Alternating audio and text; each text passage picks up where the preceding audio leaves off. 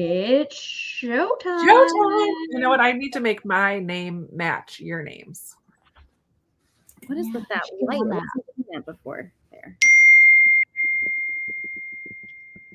Who's that? That was Molly texting me. Sorry. Hi, honey, I'm home. Sound like a doorbell. Hello, everyone. Welcome to our May March Club hangout chat about Leeva at last. I have it too, but I'm not gonna. It's like this much further than my arm will go, so it's too far away. Yeah, it's too far away. Too far away. Hello. We're glad to see you guys. I feel like hasn't been that long. I feel like because I've just been with Amanda and Katie a couple weekends ago.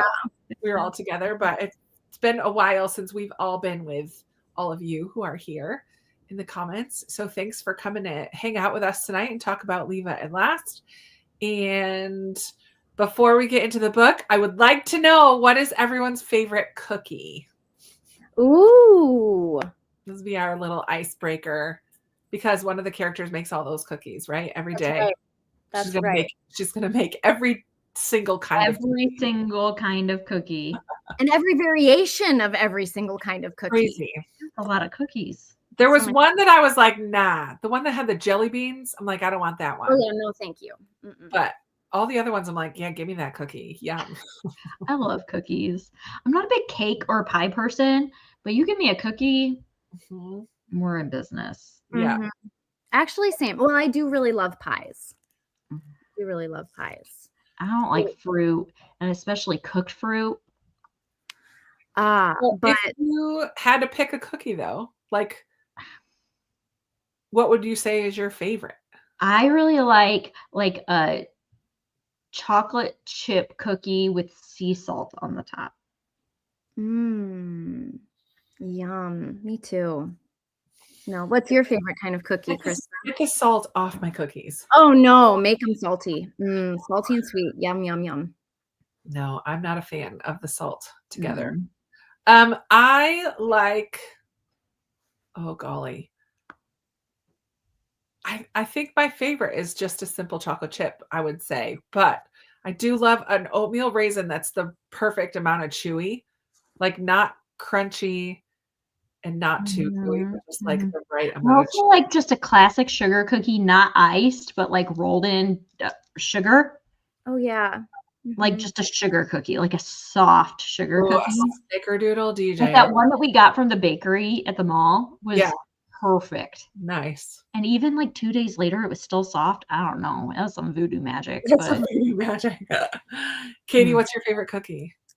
Well, that's a good question. I also just love a chocolate chip, but I think my favorite is someone just said Scotchies. It's oatmeal cookies with butterscotch chips. I love Scotchy.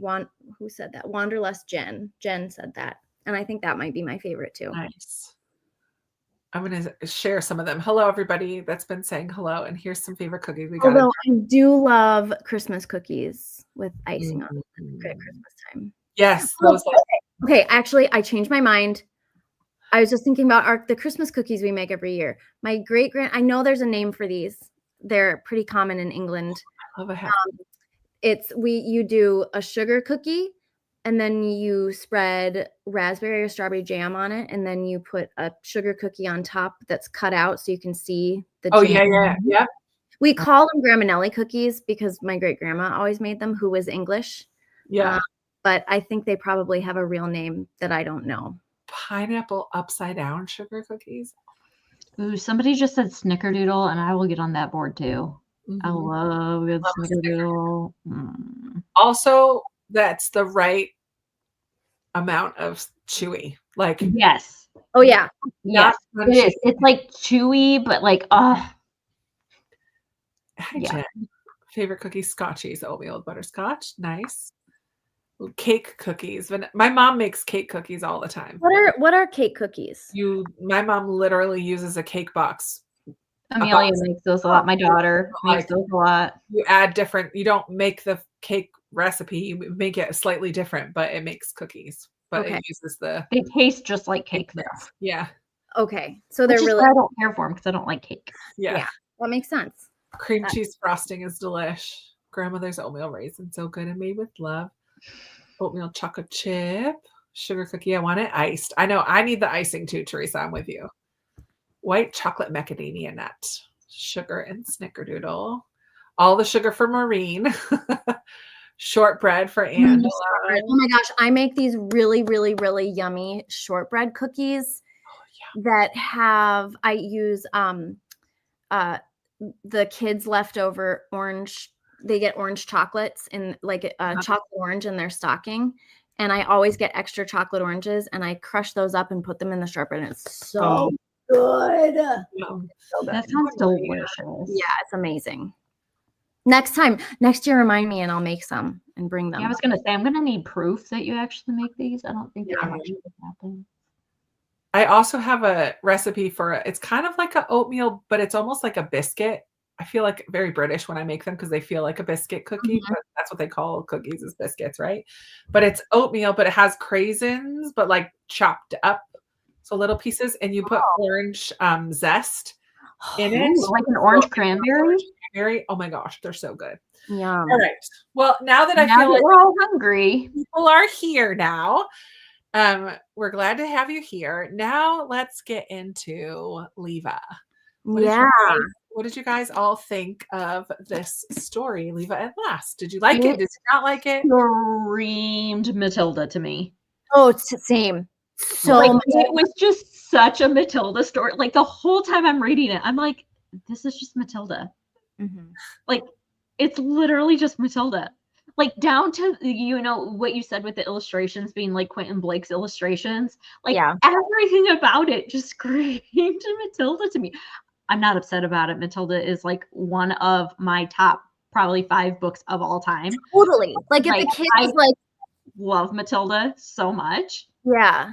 If a kid were to say, like if a kid that came to me and said, I love Matilda so much and I want more books like it, I would say read Leeva at Last.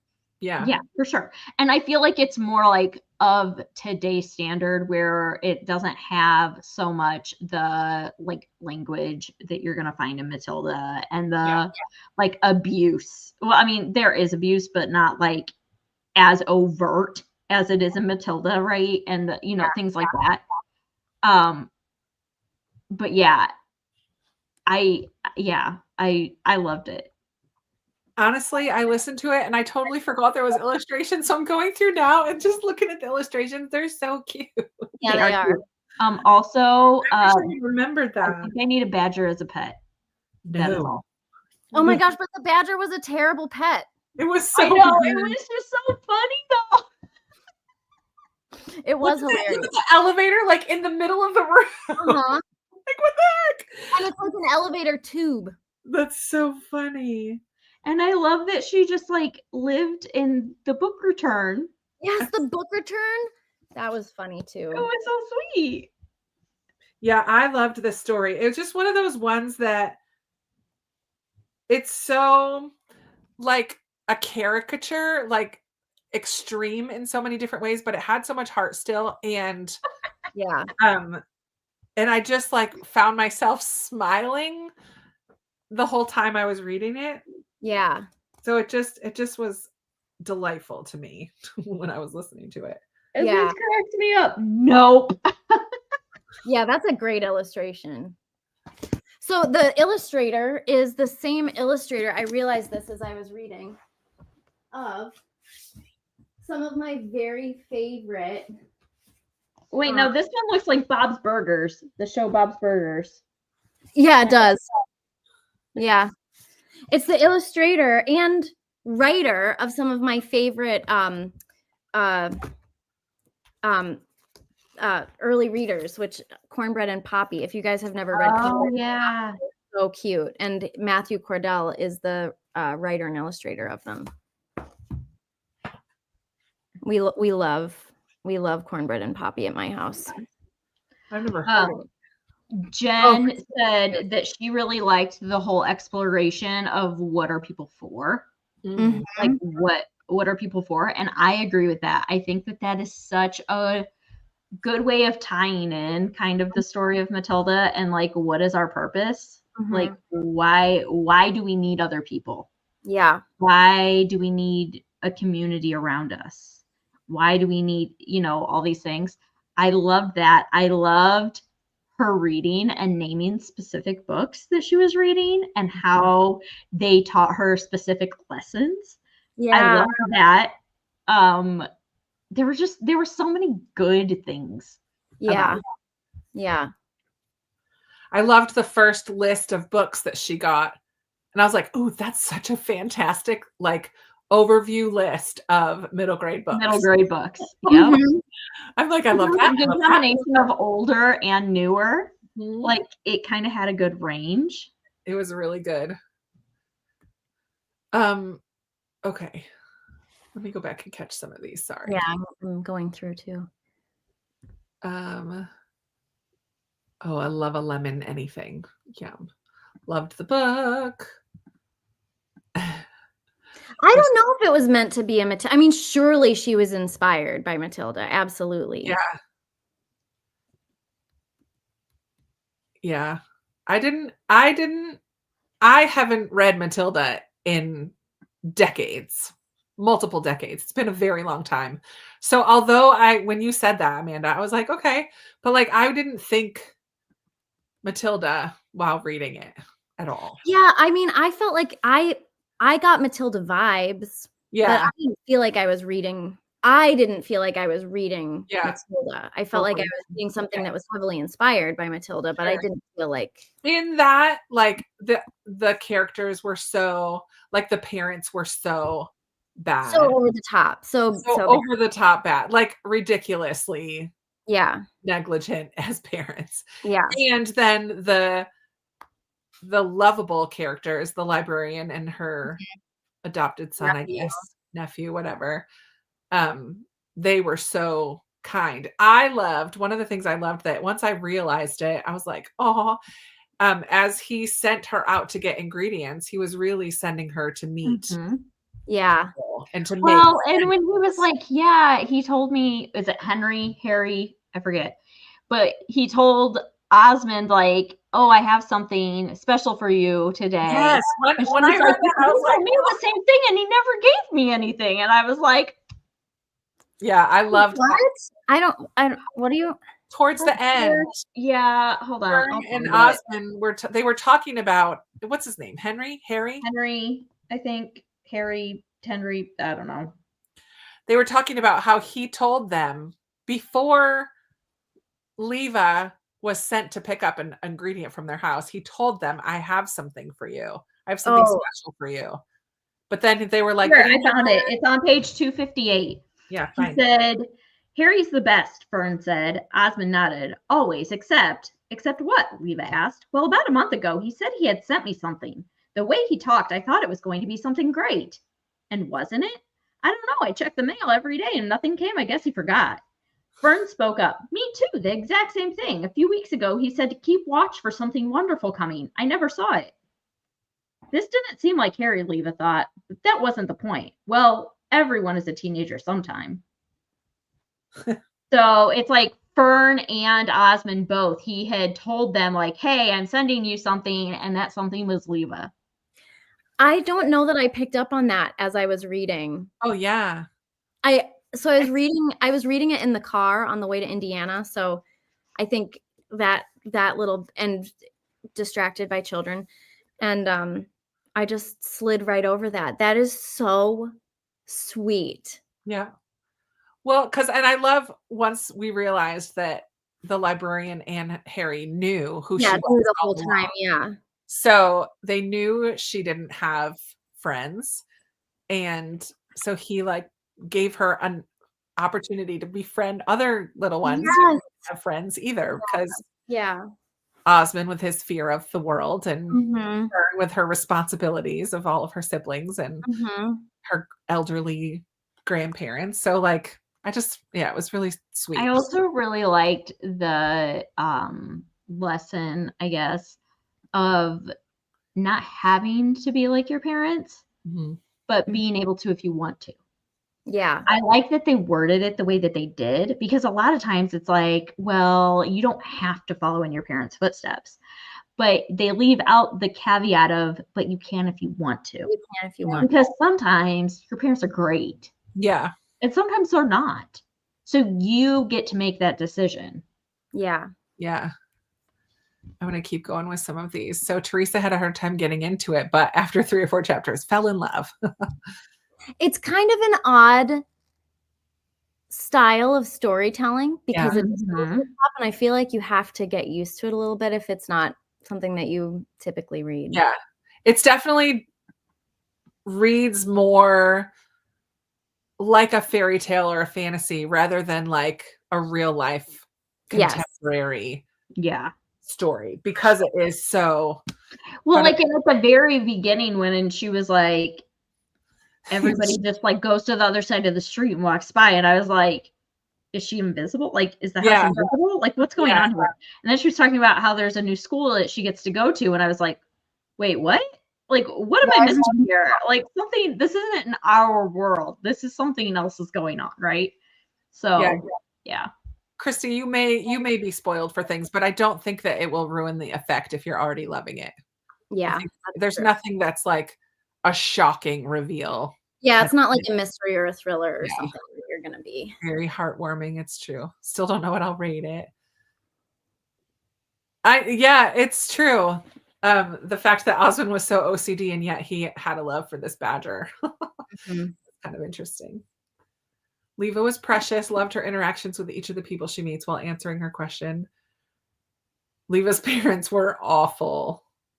Awful to the point that it was just humorous, though, and not like infuriating. Like, to me, it was more because they were so extreme and it already had this like feel of not being real. I don't know. Because sometimes when you read something that's hits so close to home that it just makes you so mad. Like, well, the storytelling was still so like light and airy. It was like it could be, these parents could be like, if they were real parents, totally neglectful, abusive parents. Right. If you were reading another book that wasn't told in such a light and airy way, it would be devastating to read. It would be horrible. But I mean, that's a very Roald Dahl touch. Yeah. It's dark if you think too hard about it, but it is very Roald Dahl. He can be pretty dark. Mm-hmm. Yeah. Man, how did she last as long as she did? Yeah. Yeah, I loved that. That's one of my favorite parts. With the library card represented. I love that she thought of that right away. And I loved the whole bookish.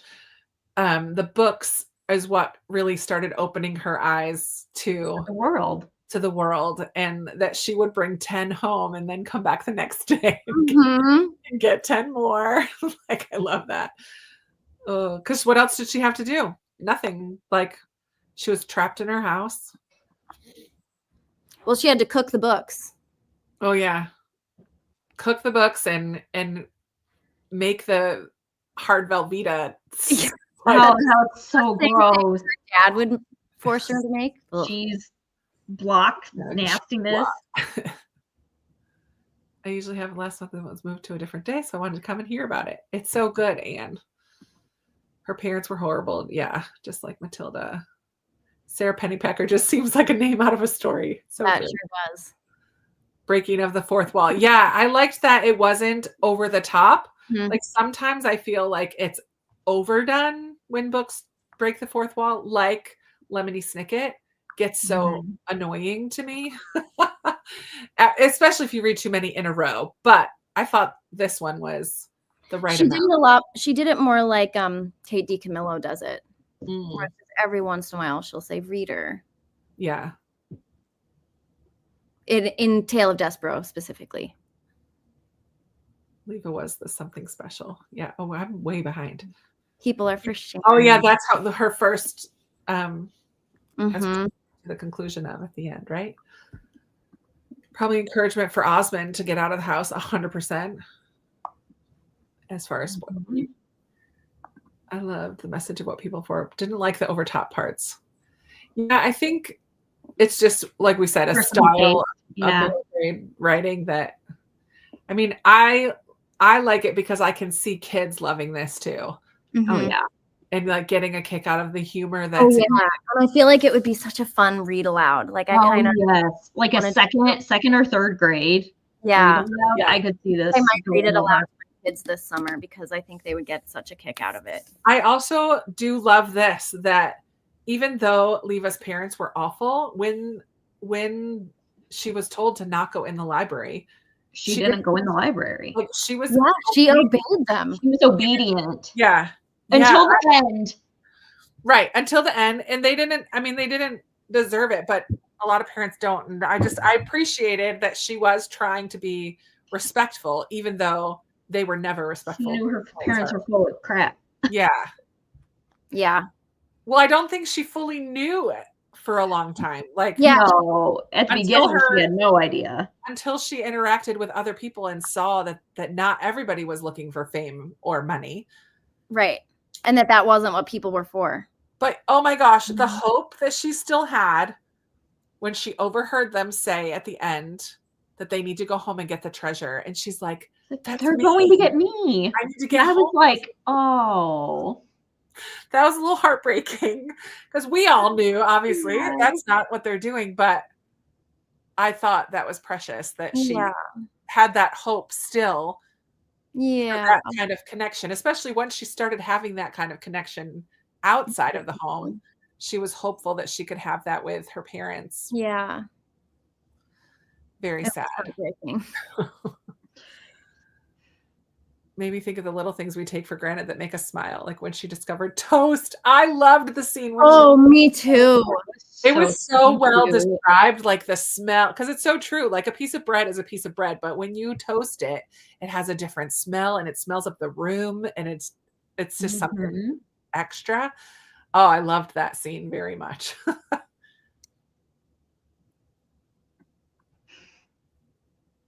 And she's that I didn't even, we're on the same wavelength, Angela, because I was right there with you. Library's what drew me in, but then I liked all the little things, like her making sandals out of cheese trays. Shows the natural goodness and innocence of kids. Yeah, for sure. Mm-hmm. Yeah. She would find out how, Mm-hmm. Oh, she was just so hopeful all the way through. I love that. They lie to protect themselves. Yeah. I was going to ask something else. I can't remember. I thought the other funny scene there was lots of funny scenes, but the whole elevator situation was cracking me up. They just took it out. They just took the elevator and carried it down the street and then put it in their house. How are they going to put an elevator in their house? They put the elevator in their house. Did you guys throughout the book? So do you remember? Because I don't remember at the beginning Harry being described as a teenager, but at the end, this isn't a very important question. But at the end, you discover that he's really young, he's like a teenager. I was imagining him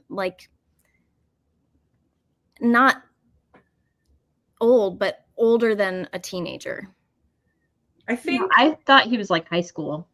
Did you? I thought he was in his 20s. I don't know why. Yeah, I thought about college age because he wanted to go to acting school. Yeah. So I knew he was still somewhat school age, but I didn't.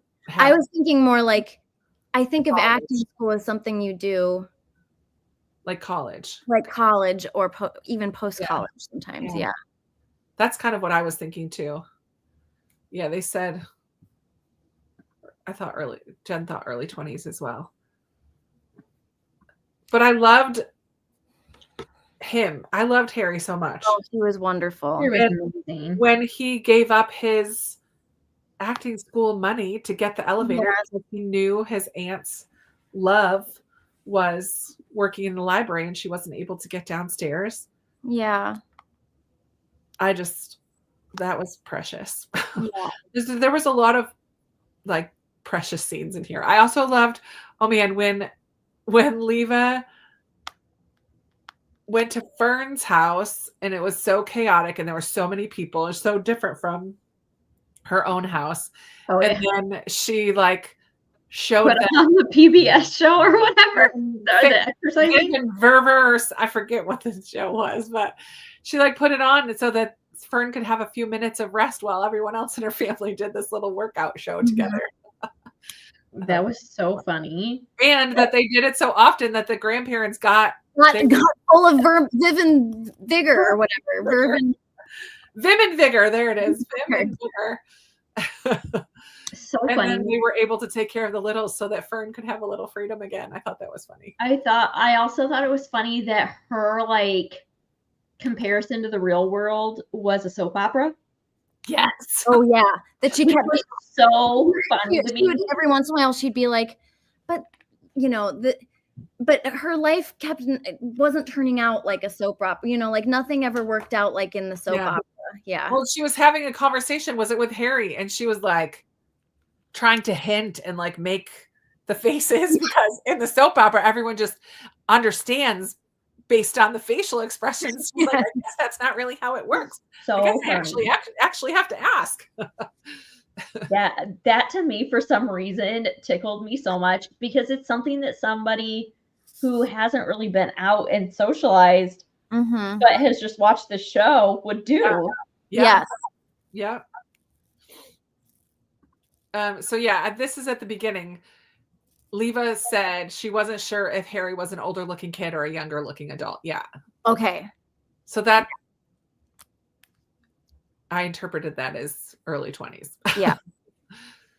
Described as a youngish man and an oldish boy. Yeah, confusing. And that's okay.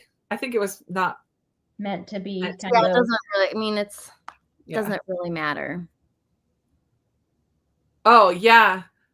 I thought the naming story was so creative. It was, it was very creative. It was funny. I thought it was funny. I mean, like, infuriating, yes, but still, like, just leave a space. Leave a space. So now her name is Leeva Space. Leeva Space. But I love that the nurse like made it. Knew who she was. Like changed the spelling so that it would look more like a name. Yeah. And could tell her when her birthday was later on. I love that. The fact that he was so grateful to his aunt for taking care of him. Yeah. That was very touching. 100% yes. Yes, so true. I thought the same thing. I'm like, oh my goodness, these people. Truman Show vibes. Oh yeah. She needed her friends to help with the plan, like how important all the wacky elements were. The hazmat suit, the dandelion stew, the badger were all important to the execution of her plan. Yeah. And I love that they figured out, or she figured out that the statue wasn't going to hold on the base. Oh, yeah. Because it had all been made into gold instead.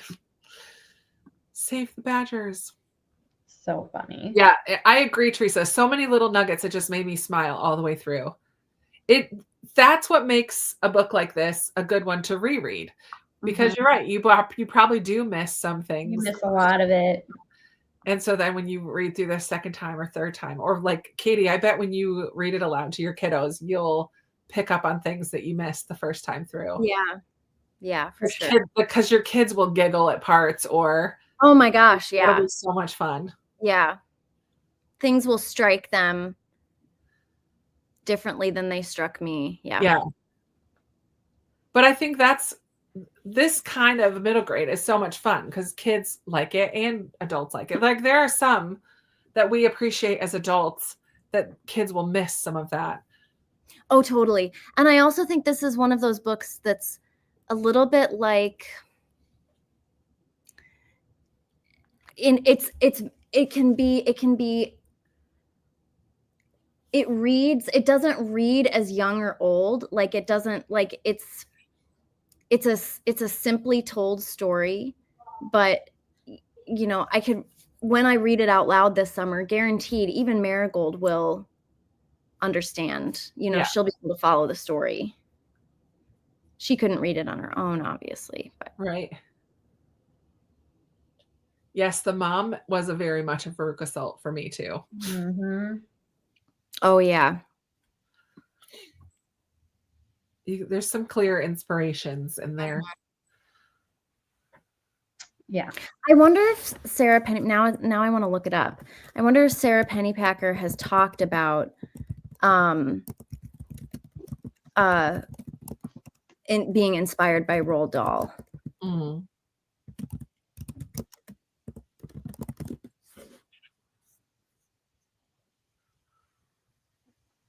I don't know. I was gonna say there's no like acknowledgments or anything like that. Yeah.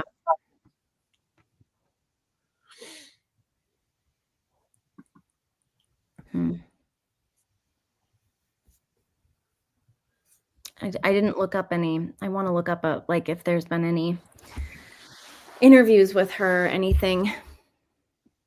Yeah, I didn't look that up either this time. Sara Pennypacker's a writing team. So Publishers Weekly says, strongly recalling elements of Roald Dahl's Matilda, this archly narrated satire from Pennymaker slyly integrates potent themes such as fairness, responsibility, and trust. Mm-hmm. Wait, Sara Pennypacker is a writing team? Yeah, I just said that. That I had no idea. What do you know about that, Kathleen? I had no idea Sara Pennypacker was a team. I'm Googling that. Wait.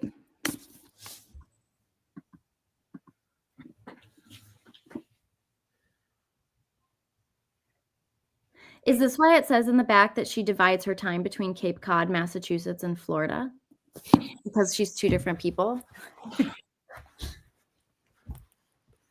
I don't know, but she has other books too. I know Pax and Pax Journey Home, which I haven't read. The Clementine series and Waylon is a spin-off series. Summer of the Gypsy Moths and Here in the Real World. Go to the website, sarapennypacker.com. Yeah, I'm looking at. Oh, I think it's just a single. I think it's just one person. Yeah, this says, when I was young, I loved reading, gardening, going to the beach, riding horses, getting presents, and cake. And it's just one person. Okay.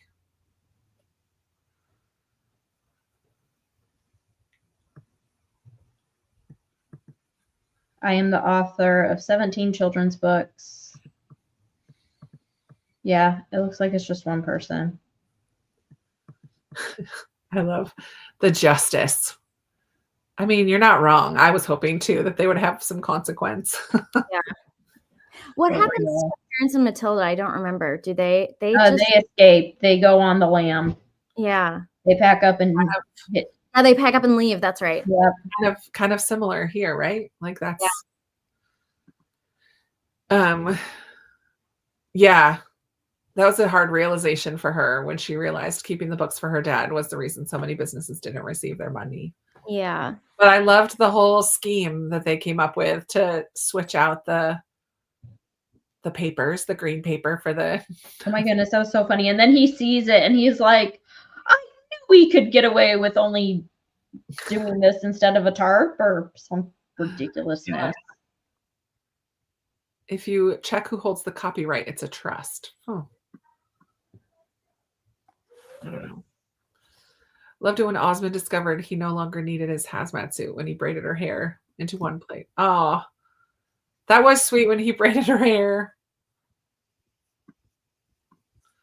I love that Osmond knew how to braid her hair. First of all, how did he learn how to braid?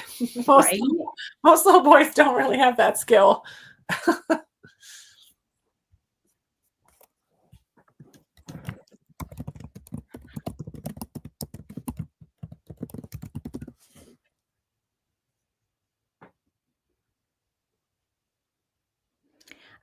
I still think, I mean, she has done interviews.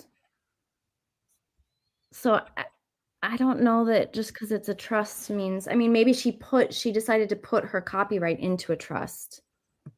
Yeah, I don't know. Maybe.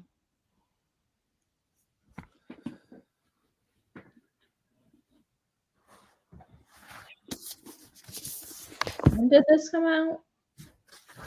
This year, last year? 2023, it says. 2 years. Yeah.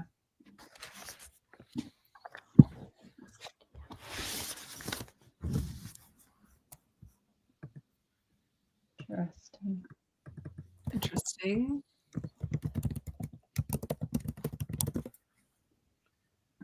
And then that Leeva would play his game. Oh yeah, that was sweet too.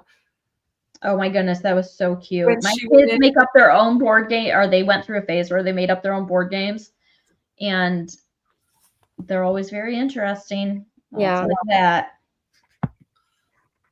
Thought the dad might be counterfeiting. It says she works with a project called The Dream, developing reading through the arts method through California State San Marcos. Maybe that's the team. I don't know. She wanted to play his game. So sweet. It's a great book. Yay. I'm so glad, Judy. Yeah. Judy is my sci-fi reading friend. She reads a ton of sci-fi and sci-fi series. So way to go for stepping out of your comfort zone. She's always willing to dabble in the different books that I put in her path. I love that. Amazing. But she always recommends me sci-fi books too, which I love. So fun. All right. Should we put up our poll for next month? So you guys are the lucky ones. All of you who are here, the 40 of you who are here, are the lucky ones who get to vote on our August book. We're doing it a little different this year. We mentioned this before, where you are the ones who get to vote. And then in August, we'll vote for our November pick. But we decided for August to go with shorter reads. It's summer, it's busy time. So we have one that's more like maybe modern classic, one that's written in verse, and one that's relatively new. I don't know what year this one came out. I'm going to look it up real quick. Actually, the verse one I think is probably the newest. Oh, that's 2024 as well. So we have two kind of newer ones. Anyways, we'll tell you what they are, and then I will post the poll. So Amanda, do you want to tell us about this one? So our first option is And Then Boom by Lisa Phipps, which I ranted and raved about during middle grade March because it was hands down my favorite read of the month. And I just need an excuse for everybody else to read it too. It's written in verse. It has to do with poverty, kids living in poverty and abandonment. It's a heavy read, but it's really profound and really, really good and really hopeful. And it's really good. Yeah. She was the author of Starfish, right? Starfish, yes. And then also phenomenal. Our second option is Tree Table Book by Lois Lowry, who is the author of The Giver and many other middle grade books. Number the Stars. Number the Stars, Juana Newberry. This is a relatively short book, and it's going to have a intergenerational friendship between a girl and a woman named Sophie. They're both named Sophie. And that's all I know. Everyone knows that the two Sophies are best friends. One is in middle school and one is, in a little trouble. And she's 80 years old. So we have an intergenerational friendship between two Sophies. And I don't really want to read more about it, but I know that I've loved Lois Lowry. She's a renowned middle grade author. And then our third pick is our modern classic, Tuck Everlasting by Natalie Babbitt. Part of why we picked this is because there's a graphic novel coming out in September for this book that is available on NetGalley. Amanda was approved. It's gorgeous. Amanda was approved for it, and I went right in and requested it, and I got approved for it as well. So if you're on NetGalley and you want to get, I got approved for it when we were all together, so I was showing it to them, and it's beautiful. It's so pretty. But this is a story of a young girl who kind of lives with her aunt and uncle, I think, and a fountain of youth that's in the woods outside of her home. So a family that she encounters. And it's very, very short. It's very short. Lots of imagery of wheels and like the circle of life. And there's a lot of imagery in here, but wonderful story that also has a movie adaptation. Yep. So these are our three choices. I will go and make the poll live right now while I start poll. So you have a few minutes to go ahead. That should have popped up. Let me know if you see it. Yep, People see it because I see people. Oh, don't end the poll. I see people voting. It's kind of exciting to see the numbers. Dun, dun, dun. Yeah. So here's the. So, what are you guys? Seriously, any one of those. Yeah. Right. What are you guys currently reading? Oh, that's a good poll go. That is a good question. I'm going to get away from the poll because I'm just watching the numbers and it's like, what's it going to be? I'm reading a book called The List of Suspicious Things. It's English and it's a mystery. It takes place in Yorkshire and it's about it follows it's not a children's novel, but it follows like a 12 or 13-year-old girl whose her home life is pretty hard. Her mother has stopped talking, and she and so her family's going through this painful moment in time, and her dad is trying to figure out what to do to make it better. And so he wants to move them away out of Yorkshire, and she really doesn't want to do that. And so she thinks that if she can solve, I know this sounds like it doesn't connect, I just am not explaining it very well. She thinks that if she can solve this, there's a serial killer, which is true. That really happened in the 70s in Yorkshire. She thinks if she can figure out who the serial killer is, then her family won't have to move. But it's really also about like her friendships, and she befriends this boy from Pakistan. Well, he's not from Pakistan. His family originates from Pakistan, who's kind of there's a lot of racism in the town. Anyway, it's so good and I'm loving it a lot. What's it called again? It's called here, I'll go get it. The list of suspicious things. A-list. I'll show you. Okay. Amanda, what are you reading? Well, I've been doing no reading.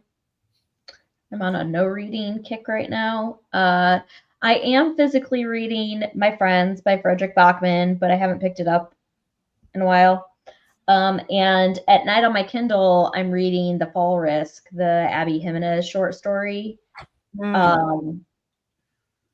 Yeah. Oh, and I started the audiobook for the third book in the Life of a Cactus. What is it? What's it called, Krista? I don't know, but the follows Dusty Bowling, the insignificant events in the life of a cactus. That series, the third one came out, which follows Trevor ? I think that's his name. Who has Tourette's, and he moves to a new school, and so it's about him going to, I think he's in high school now with Tourette's syndrome, and so I have started listening to that. Nice. But I have a lot of books that are coming in on audio that I need to listen to. I'm also reading I'm listening to the second book in the Silo series, which is on Apple TV. Nice. Yeah, and it's really good. I am reading More or Less Maddie by Lisa Genoa. Oh, is that a new one? Oh, that's the one that you're... Okay, I gotta... Yeah, this is about a girl in college who gets diagnosed with bipolar. And it is emotional. Oh my word. My sister, I keep declining her FaceTime. I'm clearly busy. She will call you back 3 times. She just turn her on and face her to the screen and be like, we'll tell her. This is just making me emotional. She just does such a good job every time. Yeah. Describing what it's like to have whatever brain situation she's talking about. Yeah.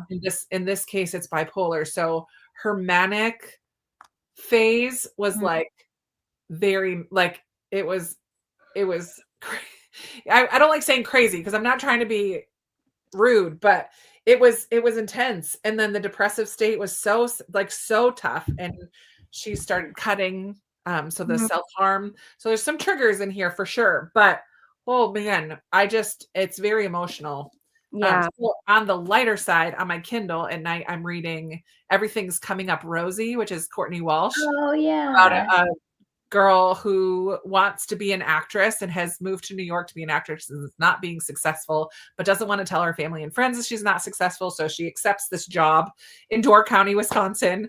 That's funny. To be on the creative team, but she doesn't realize that she is the creative team and the place where she's going to be working is a retirement community.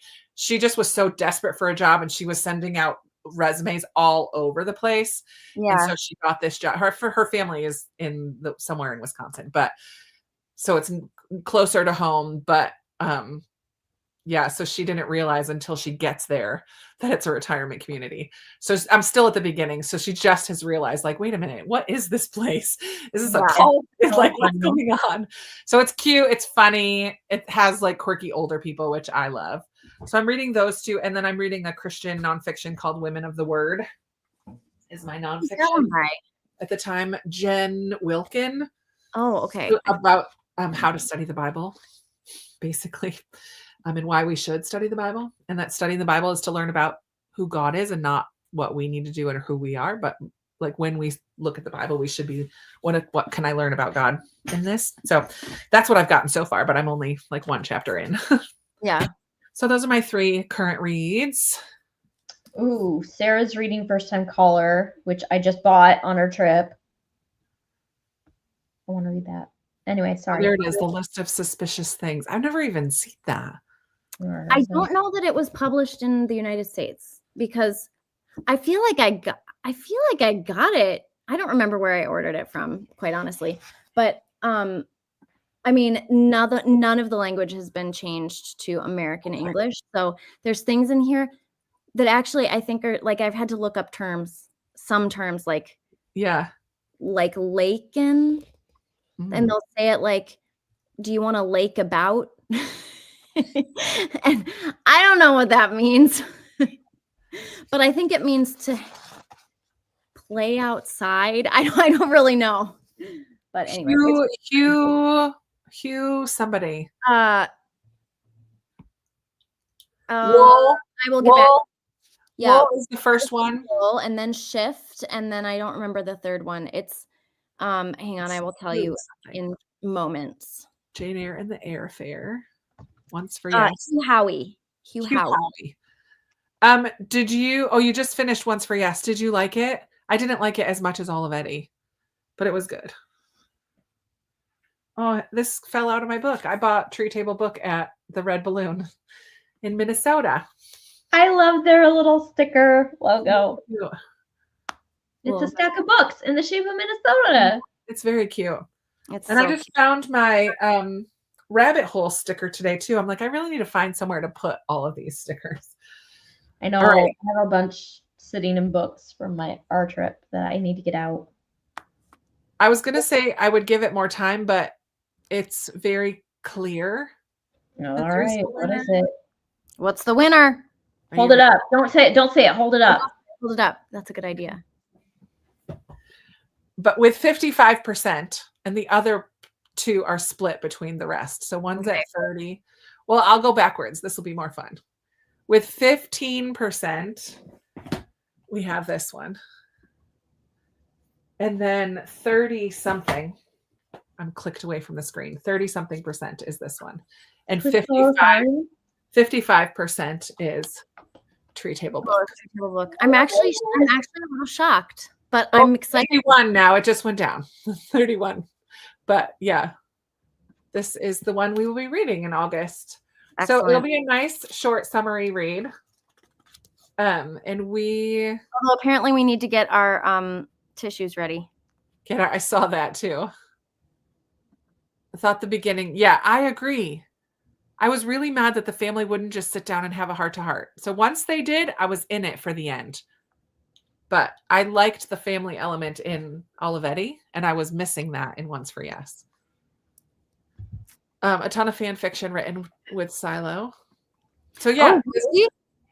So this is our book for August, and we will be meeting, as far as we know, on the last Wednesday in August, the 27th. Will be our discussion for this, the last Wednesday. Last year we tried to do in the middle of the month and it just wasn't working for us. Yeah. So we're going to do the end of the month. And at that point, you will have an opportunity to vote for our November book.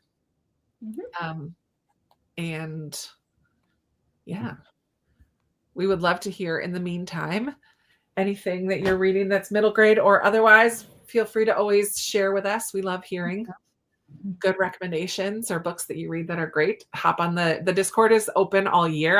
It never gets closed. So feel free to interact over there or the Middle Grade March Instagram. If you tag us in things, we'll see it eventually.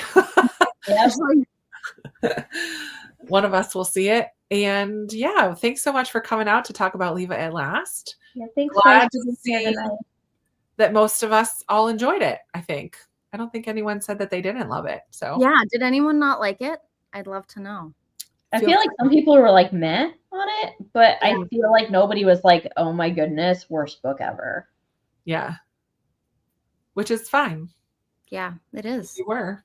And if I always love a dissenting opinion. I always get excited when I'm in a book club and there's like one or two people that were like, oh, yeah, this wasn't for me. Like, please tell us why. And we will we'll post a picture. Katie, do you have this one? I do. Okay. So can you post a picture and just in the Instagram and just let people know? Yep. Perfect. Oh yeah, did we say ratings? I didn't give Leeva. Oh, I don't remember. I don't remember. Like 3.5. I probably said 4. I just generally give most things a 4. Yeah. If I liked it, I give it a 4 generally. Yeah. I have more positive things to say than negative. Yeah. I don't think it's a new all-time favorite for me. My thing is I'm not going to remember a lot of it. Like that's what it takes for me to at least get it to that like solid 4 is that I have to be able to remember it. Yeah. If I know I'm not going to remember it, it goes to 3. So this would be a 3.5 because we're getting there. You're almost there. Moving toward. Yeah, it was a delightful little story. I'm glad it got picked for us to read together. It was a different story than I think we've ever chosen. Yeah, for sure. I agree. Lots of 4s. 4, 4, 4, 3.5 for Betsy. 4 for others. Perfect. Well, thank you guys. Yeah, thanks everyone so much. And that's gonna be it. We're gonna say goodnight. And we will see you in a couple months. Have a wonderful reading summer. All right. See you soon, everyone. Bye, everyone.